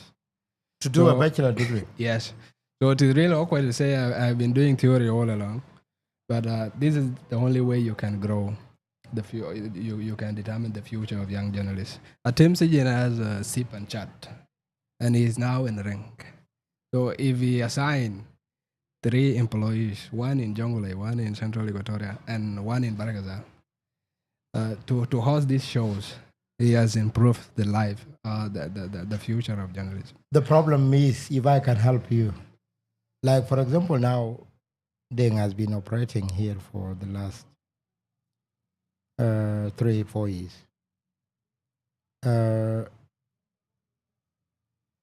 Majority of the media, like here, are poor. Mm-hmm. And these young people that are now into journalism, take example like you, they have other commitments. And voluntary work is not taken serious here in this country. Or to come and volunteer and then take pride of what you are volunteering for because it is part of your CV. Nobody is doing that. And also there is also community influences, whereby now, because we are seeing now like a lot of people, like yesterday, we posted a photo of our engagement, Ajakguong engagement on Facebook. In the last 28 days, there's 13 million views. Wow. So somebody asked, how much are you getting? Forgetting the reality that Ajakguong is only based in South Sudan, and it is a region that is not monetized. And majority of the citizens that are watching Ajakguong are based in South Sudan and East Africa. So you are not beneficiary of anything. The only way you can, benefit is when you have projects that are able to do sponsorship. Like example, we have this session. Somebody said, I will sponsor 10 sessions of this. This is where now you start to take care of young people. And it has been my dream. I've brought a lot of young people up. And I'm behind majority of popular pages, by the way, and people don't know that. Majority of the popular pages that are now operating in South Sudan. I have advised, I don't have to mention the name, but I've advised some of them and I've created some of them. And the reason being, I believe in building people up, and that's my culture. I've been doing that. But finding people with passion, like the way we're doing now, like here, Deng is always available, but we can bring in politicians, we can bring in WhatsApp because we have the capacity to do so. But again, you go and find people that are not trained, that they are journalists, yes, but they are able to make situation even worse. Because some journalists have taken it that journalism is about attacking somebody. Credibility is about attacking this institution. It is about everything is always done bad. But looking at the logical aspect of debating things, it's not that. That's where we sometimes say, oh, let's pull back, unless somebody has the ability to do so. But it is something that we have to take, and I will actually advise them to, and it's something that we are looking to, if we were to get passionate volunteers who are able to host shows with impartial thinking and balance, credible, especially this debate, that don't aggress anyone, that don't defame anyone, and also be able to question, will be able to, because sometimes now you saw it on many live videos, whereby you will just say anything that cannot be verified. You have put the page into jeopardy. You have put your life into jeopardy. You have put a life of any other person into jeopardy. Or maybe abusing somebody's credibility. You are now creating news yourself instead of making news. So this is the challenge, but as you put it, we have to mentor. We have to. I understand. Thank you for that narration. Yeah. Seem like I'm fighting for the rights of... you are doing, and that's right. The rights of young journalists. I understand the situation. I know, the first time I asked when I enrolled at the university, the first question I asked was, how do journalists make money? And everyone busted into laughter. And then... what was the answer? Our instructor was a white lady, the dean of our college. She said... She has been looking for me and I've not yet seen her. Yeah, she said it is not about money. It is about fashion. Yeah, thank you. It is not about money. It is about fashion and public service. So a journalist is not somebody that gets rich, but somebody that tells the truth. Just to make life easy to the people. So to make this interesting, everybody went on. Then somebody said, journalists are the most feared people in the world. They shape the way politicians do things. Because the negative part of your action or your story becomes the news. So with this, a politician... And they're saying this. A journalist make politicians, not just politicians make journalists. So, so journalists are more likely to bring up unknown politicians to be known. And that's what happened. Barack Obama was brought up by journalists. He was brought up by media. And majority of people can do that. This is the power of media. Yeah. So the reason I asked that question about how journalists make money is the observation I have made. So I've seen people who have been practicing journalism for a very long time. And they are poor, They are very poor. like me. Yes. And they have retired at a very young age. Yes. We have a lot of journalists that have retired before 40. Yeah. What they do now on social media is crack jokes. Like Atem, Sejin said, most of them have become members. Yes. They only crack jokes to gain followers. Then they are taken to lecture us on how to become journalists. But they have retired when they are young. No, So sometimes I feel like these people, something is wrong with this career. Maybe they are not earning money, or they are. No.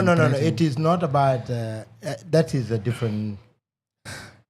That's a different. I'm telling you, the most dynamic, the most dynamic and very interesting field is journalism.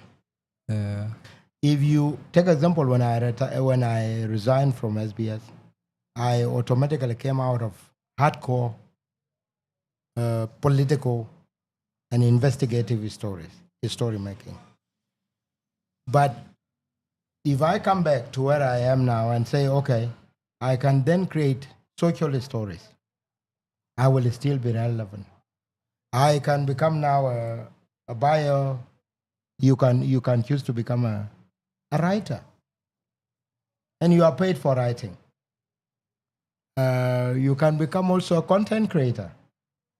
A content creator, you become, then in front of your content, you stand out to influence businesses, to advertise. And when they advertise, you are paid. If you become a brand, like now we are using our brand wrongly. I have not yet gone into feeding from it because businesses in South Sudan, now in Juba, should actually go after our local population. And the only way they can advertise is through popular South Sudanese media organization. That's how journalists are making money in Kenya. That's how journalists are making money in Uganda.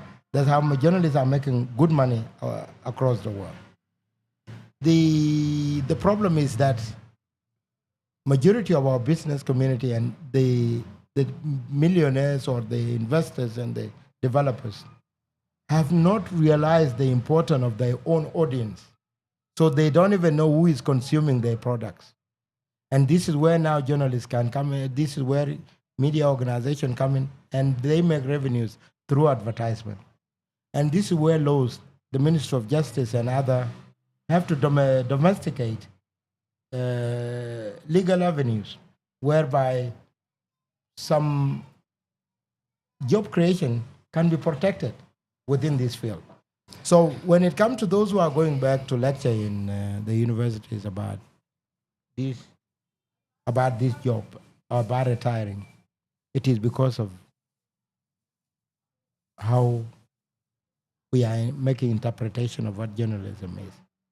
I'm telling you, the only country with, if you want to produce positive stories 24 hours, if you have money, it's South Sudan. Positive stories, 24 hours. You can produce content. If you have money now, if somebody tell me, okay, here is it, I am funding you for the next 6 months. You are fully paid for 6 months. Here is the money to survive on. Put it. And we need a story. We need a story 5 hours a day. South Sudan is 5 hours a day. Good stories. We will produce that. Yeah. Because there are positive stories. There are positive stories about our good night. Mm-hmm.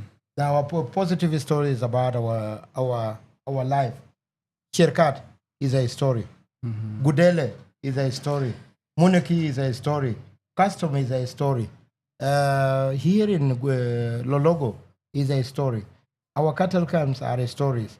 The banana shops are stories. The mango trees are stories.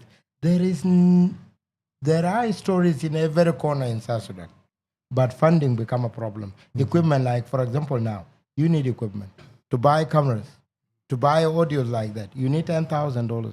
So majority, it is now you, the young journalist, to push this because I've seen people are driving cars that they don't drive in Australia. How can you drive a car of $100,000 and you are not able to even just donate to a young journalist like you? Not donate to praise you. Donate them to make an impact in the community. Exactly. And number one, take example, you have built a big shopping center. You pay a journalist, maybe a freelance writer, to write about the development, the importance of that story. Pay them, give them 60, maybe give them 20 to 50 hours of work. You have now taken care of a South Sudanese. So there is another group, these billionaires and millionaires. I heard that there are tycoons in South Sudan. What are they doing with their money?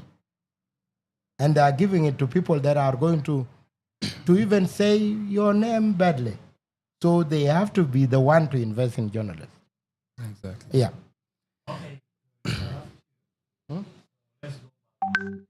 Huh? Yeah, I was about to. Yeah. Go. Yeah. Yeah. Go on. We are picking up from that topic, right? Yeah, just to conclude on what I was saying before we go on to the main topic of the day. So I understand that media houses are making money, and it is not allowed to collect. We call it a yellow envelope. Mm-hmm. So this is That is compromise. That's a red compromise. That's that one is discouraged from the profession. You're not supposed to accept your money or any kind of a gift from your source just to kill the story. Mm-hmm. So I understand these local media houses are not making money, and that's why I had to use the word internship. Mm-hmm. Because internship, or at some point you need to motivate your interns. But there are people who want to learn. The people who want experience. I remember last year we were sent to look for an internship. I tried a lot of institutions, but they say no, we don't have the capacity to maintain interns. I said, I'm doing this free. I want it free of charge. I can afford my own transport here. I can afford my breakfast. But it was really hard. It was impossible. So I had to use the word internship just so that people can understand that the young people, the young journalists are the future of this profession, and they should be provided with the opportunities as such. So it is our dream, and you're looking at it is a dream, but the only fear, as you have put it, is that like being somebody from the West, we fear exploitation. Yeah. And it is more easier for somebody to go and say, oh, yes, I've been, so, and this is the word, I've been attending, I've been hosting these shows, and I get nothing. That automatically damage the reputation of the company, because yes, you are using them, you're getting audience. Like now here, this is what I was telling you. You can see the engagement. But what do we get out of it? Nothing. Other than the followers. You can see that the previous one, it has jumped, that is a 10 million jump from the previous 28 days. So you can see that there are audience. In Western world, this is marketing. This is something that you can tell people, oh, look, I have audience. You will get funding, not in that does not compromise your work, but it also bring in a team of volunteers, and out of voluntary work come a good thing. But in it is just like that. Somebody will be saying, oh, they are getting money, but you are being exploited, and the intern become a problem to the agency. But it is hope. As from now, it is hope, and let me promise that it is hope. If we were to get very capable, well vested in media ethics, young people, we will be able to engage them, and in the next because we have the ability to do so, and it will be very, very interesting. And I hope that is the dream. Not even here. We can then can go maybe record you sitting down with somebody or anybody, and then we have the ability to come and restream it, like we are doing now. We have the ability to come and restream that. So that will be a dream. We will take it on board. Right. We will take it on board, and because one thing that has to work here is to change the perception, and the perception must be a positive one, and also we must equip people, and also because there is a value in everything. Like now, what we are doing now, there are two things out of it. It is your first day to perform on live video. Also, what do we have as a production company is, can we keep that engagement for somebody to learn from? So now this talk that we have is actually being recorded. So it will be on YouTube. I don't know whether we are live on YouTube too. Oh, are we live on YouTube now? Okay. So we are also live on YouTube, right? So you can see that. So now that creates the level of engagement, and at the same time, we build a reputation from there. So, and that was the intention why I don't want just to host to go on this show and ask them to bring in somebody. Yeah. It will be a conclusion. We will be concluding with it. Yeah. Okay. Okay. Now, yeah. Let me. Ako evaluate tong young majority of the people. Can I say it? Yen, and go and cut this out. Okay. Let me. Which I can we koi die. We koi bacon la ping. What a 1 Kelowai man is studio watch leng to win. Ku ke carbalwe ke walk away Ajakguong Media. We production company. We do a lot of media production. Ku kanang advice ti ne kor ku bula we ko nang event kon ya ka Kelowai. Ko nang ti ka Kelowai. It is nanong kinyi jirana ka lula yin tambaranda bakony. Kudul biranda konye balayi. We ko to junubitana kicha yutang we ni a live video rate. Ku koito an ko we ni a live video rate na lo ran thing de. Ka lui camera hayat bula live. Ka lo live acha yuwar. Aka lula to live. Now Facebook nang storage problem. Tien videos yen ka to thin. Achi chalwar ka pain in tier kudongwan pen row timana de yen live video da chi ben to win a be ka ya chotenin ka tediak ku live video bara reta chi beto so ka kor ku bule we ka na lo ting du loy ka kor ba kanang nyich video du no kor beto bi men du beting ka bi mit ku beting. The corbele kine ke chol quality. Man jam walk, man ping we walk na like a video jam walk like you are like about you okay HD because the dome camera kukalu stream a computer. So Facebook cannot compress it benyai.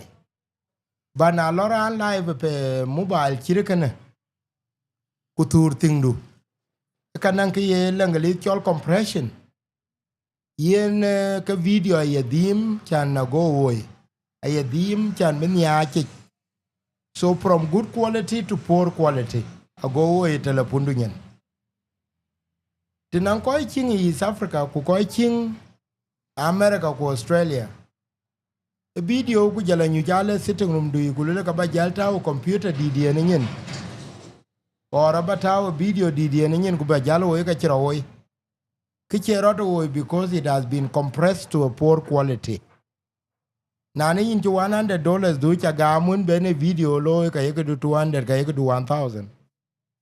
kama na to won jaga ma bach from today na kor baro kon ke in cho video randun cha hayata lek yen ku le an kor video de be dom camera kuna chi dom camera ke yen ab ben ku jol edit kuna chi edit e ka belum ku yini ni USB du or belum ku te YouTube ka beta o Facebook ke ye high quality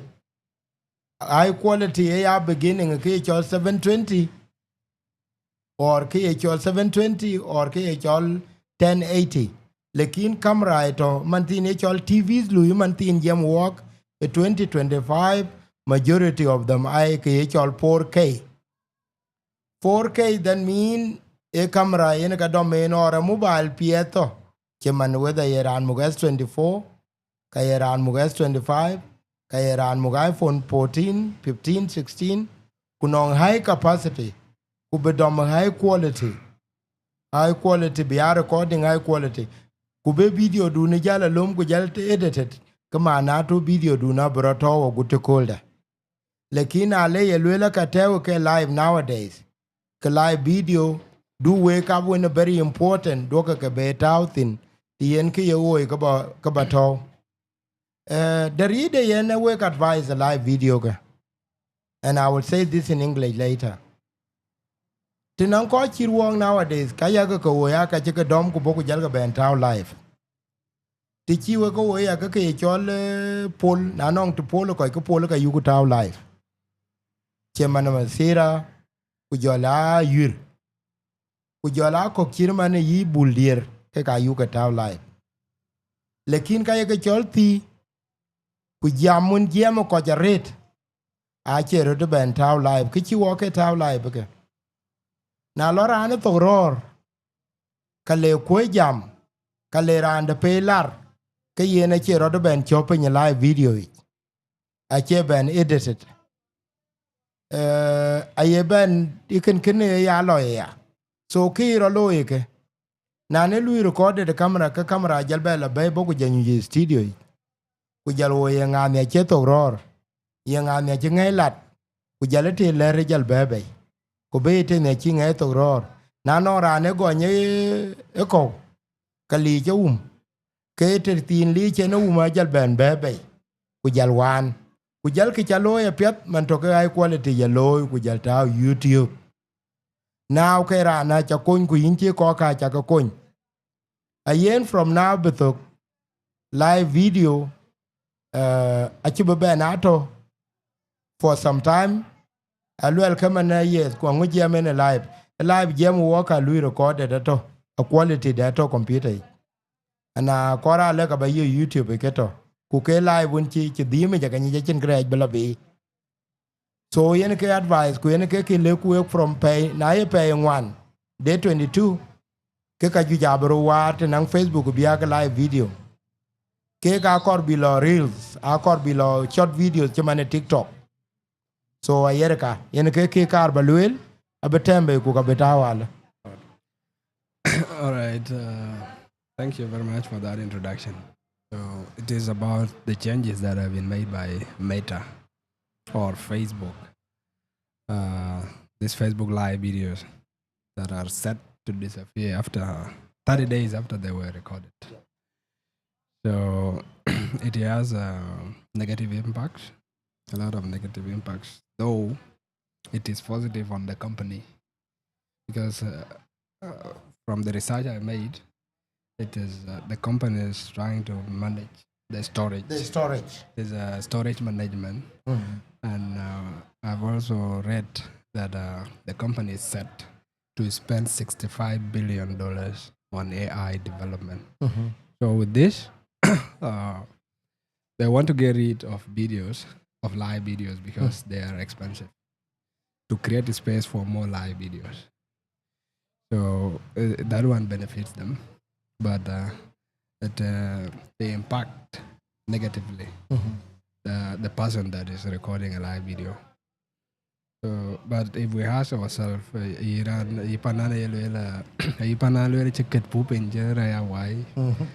so live poop in why? I'm sorry to say this, because I can I get ran care no benefits. Get your raya business. Ran live here then. Deal nang benefits on no deal you either financially or In terms of fame as well. in terms of payment or and level of life stress management. No good doing jaman, you go live. Get it off your chest. So you call lawyer. Ke jato ala is your live video worth berernial for 30 days. Like live video is it too good to be on air for 30 days? For example, if you go live, attack a particular community or abuse an individual. So is it worth to stay online for 30 days? And then again, there are some live videos where you cover a wedding. So you will need to come back and review it, your live video. If it is a wrestling, even the wrestlers also will want to go back and view how they perform. But if these things disappear in 30 days, they will be lost completely. According to what they said, nobody will have access to that video once it has disappeared. But again, there's compromise.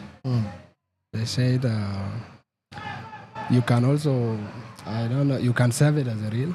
You can turn your video, your into live video into a reel. Yeah. I don't know the capacity actually. The reel is only less than 10 minutes. No, not even that. The reel is 90 seconds. That is bad. 1 minute and 1 minute and 30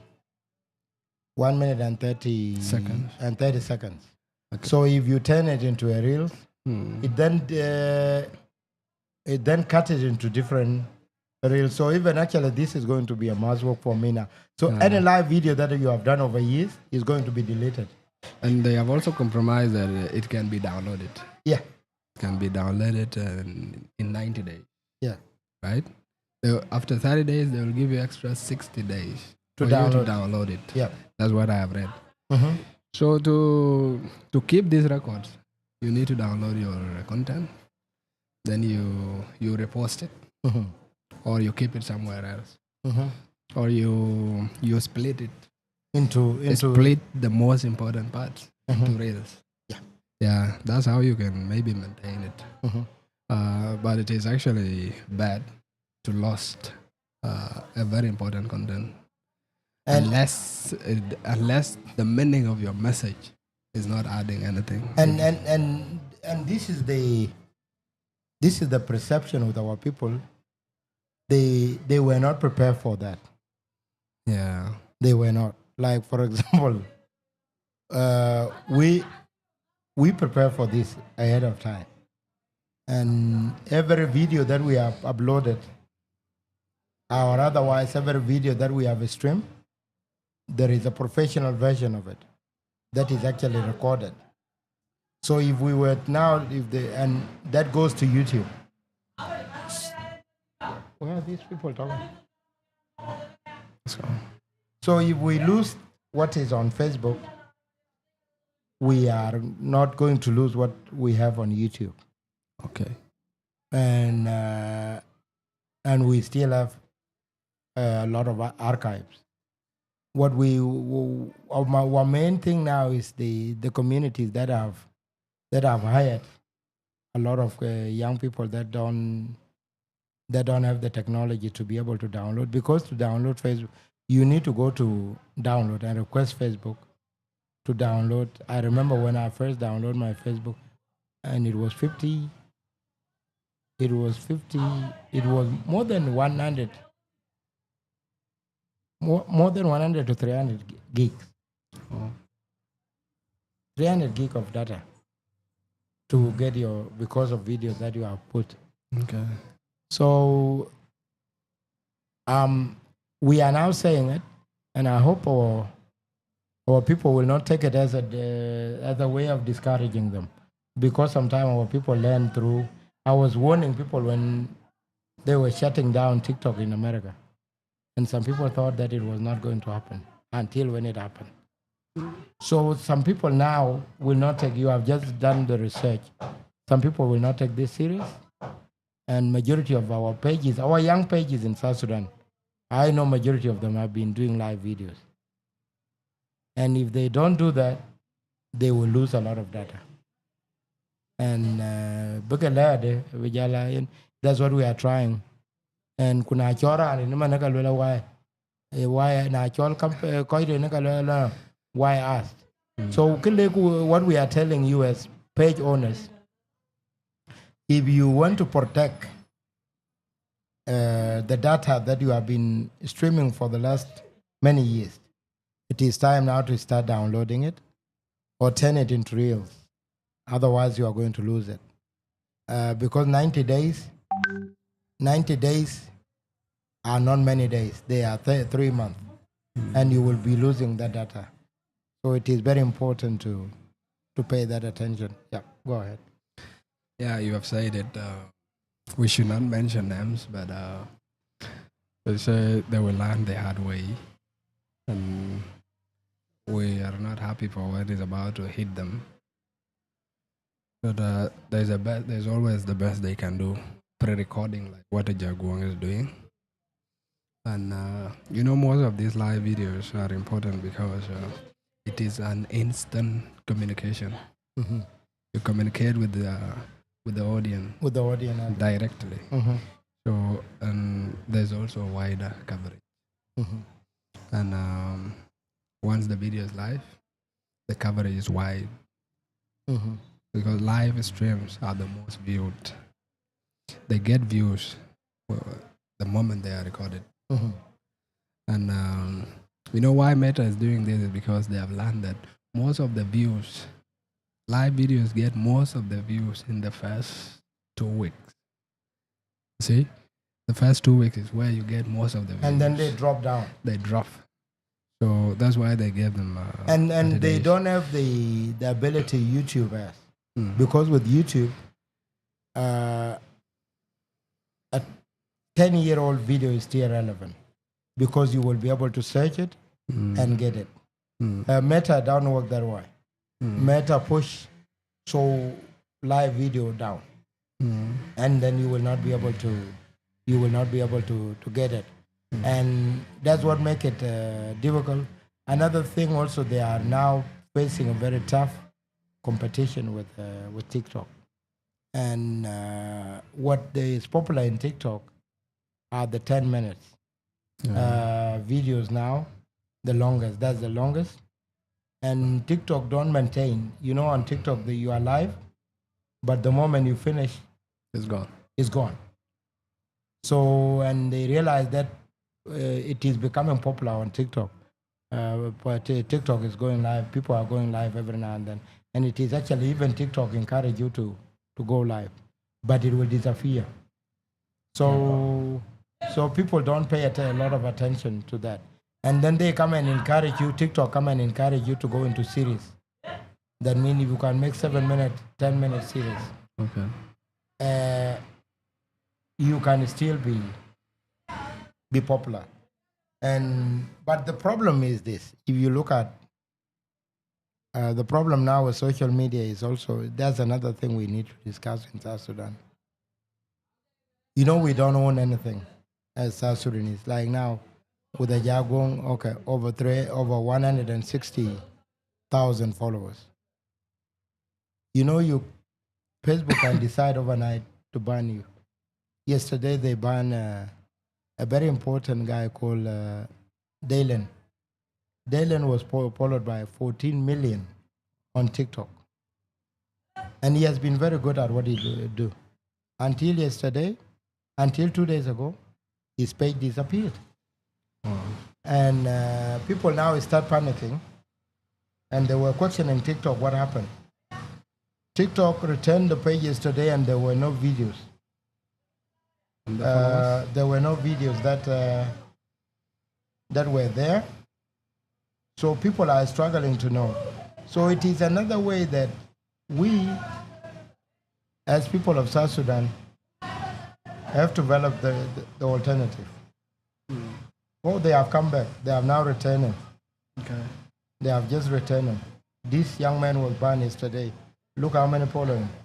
14 million. And the whole TikTok went off. He himself don't know what happened. He was saying, I just got banned. I've lost everything. Because he's popular to people, people thought that there's a government behind it. Now he's back. So we as South Sudanese, you look at these people like Candice Owen and a lot of, they have gone off air now. They build their own websites, and even that is they build their own websites, and they are engaging their own audience. Hey,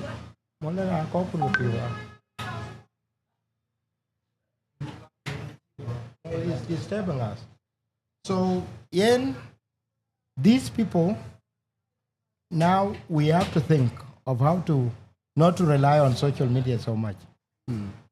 Social media is not helping us. Another thing, we are not monetized in South Sudan. You now have TikTok. Ajakguong started. We never have TikTok before. We started our TikTok in October 15th, October 14th, when I was here. Okay. Now, as we speak, we are at 80,000 as we speak in 5 months. But what is the benefit?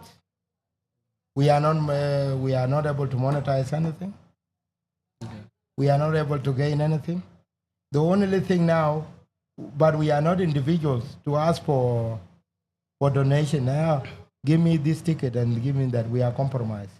We call people now. That's why a lot of individuals are getting money. So you go and say, oh, Kelowai, give me something. Can a media do that? No. So you are gaining popularity, but that popularity comes with poverty. Yes, and it give you nothing. This is where people become discouraged. So we need to be independent, to build our own websites as our organizations, especially with the .ss, and this is where the media communication, the national communication need to come in.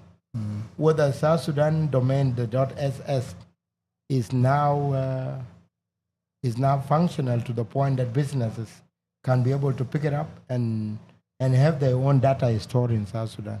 And whether there is need for storage, even though you were to run your own website, the issue of storage become a problem as well.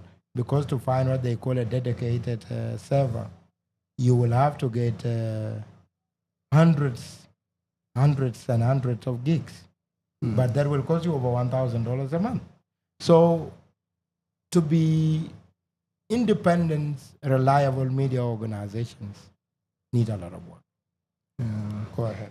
That needs us to have our own website. Yeah, we need to have our own websites, and that would help us. Go ahead. This is just beyond our local media houses. They cannot afford that.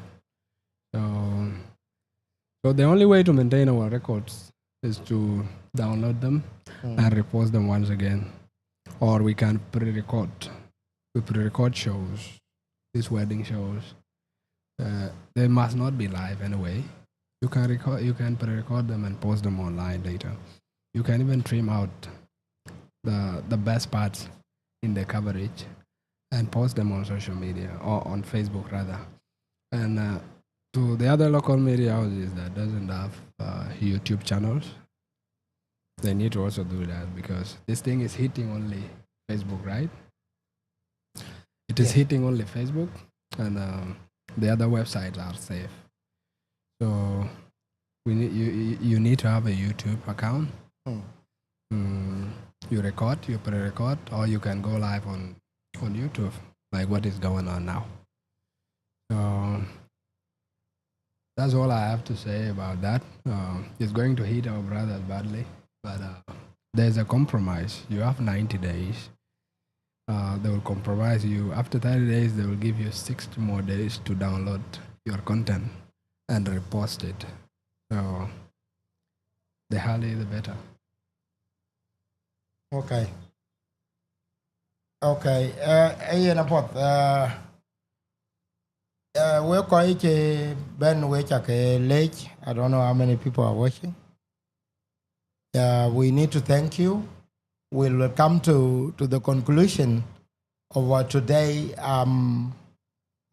show. It was just conversation with people who are aspiring to be journalists, people who are already in the field like Atem, Sejin, and more to come. And I will actually engage experts that are able to tell us the dynamics of media.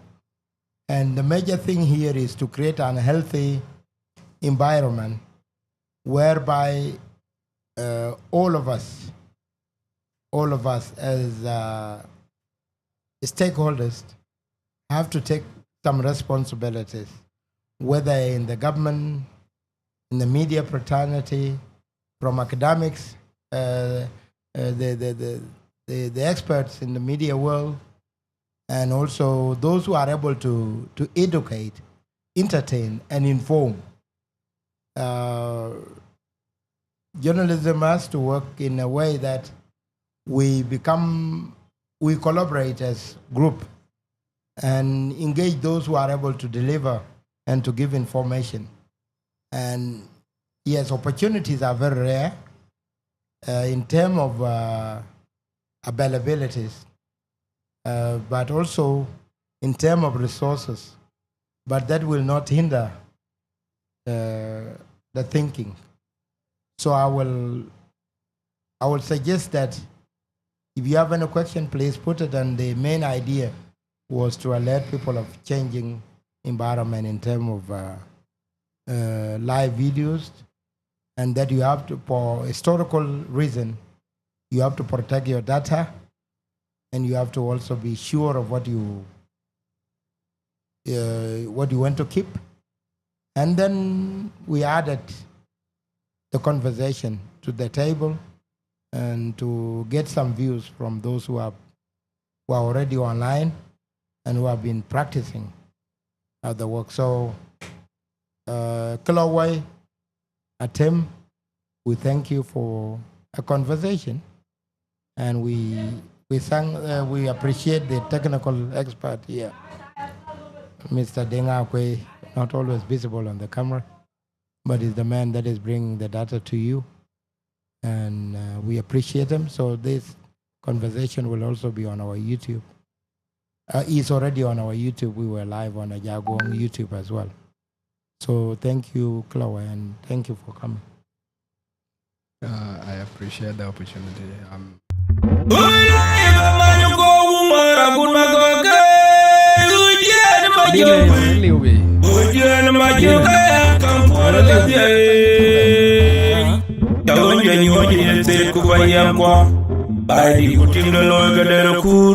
Wendana ken gaw kamdana ke kira toro tinyi zenke anto chul make jogun makwe anto jam Malueth udgong do no panga lor makwe ya be gai kundien je kwade kuno machira liu zendieni kwende pio kaman je ko pio tike obagano ka chinga kunyen mon ka diene Batia patui de man majokwe kuyar kona jok kwendi de uninyalwa na kol chaga menyan bar bu pia kuele de ma kwene pur de na del Ajakguong Media da boy yen makwe